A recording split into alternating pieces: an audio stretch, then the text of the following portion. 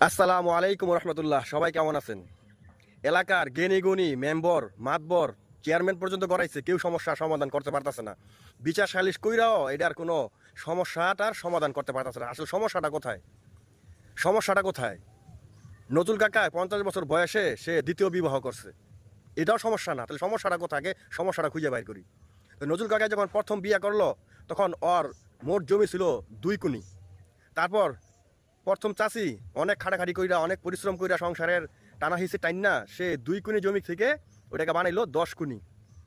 তারপর এদিকে নজরুল কাকা 50 বছর বয়সে যখন বিয়ে করলো, আর নজরুল কাকা যেহেতু স্বাস্থ্যসমর্থ শক্তিশালী লোক ছিল, তো তার দ্বিতীয় কোল আলোকিত কইরা ওই ওই ঘরে আবার একটা ছেলে সন্তানের জন্ম নিল। সমস্যাটা এইখানেই মনে হয় আটকায় গেল। তারপর যেহেতু ওই ঘরে ছেলে সন্তান জন্ম নিল, জন্ম নেওয়ার পরে এবার তো সম্পত্তি সবাই বলতেছে যে ভাগাভাগি হবে, যে এই 10 কুনি জমি 2 ভাগে ভাগ হবে। এখন প্রথম চাষি তো এটা মানতে রাজি না। প্রথম চাষি বলতেছে, আমি যেহেতু আগে আসছি, আমি এই 10 কাঠা জমি আমার ছেলে পাইবো। কারণ আমি যখন বিয়ে বয়ে আসছি তখন এই বেটার মাত্র 2 কুনি জমি ছিল। এই 2 কুনি জমিরে আমি আমার বাপের বাড়ির সম্পদ আনছি আইন না, আমার ভাইয়ের বাড়ির গরু আইন না, এটা এই জমিতে চাষবাস করছি কইরা এই জমিকে 2 কুনি জমি থেকে আমি 10 কুনি জমি বানাইছি। এই জমি তো আমি ছাড়বো না, এই জমি পুরাটাই আমার ছেলে পাইবো। কিন্তু এলাকার মাতবররা তো এটা বলে না। এলাকার মাতবর বলে যেহেতু সন্তান 2টা এখন ভাগাভাগি হবে।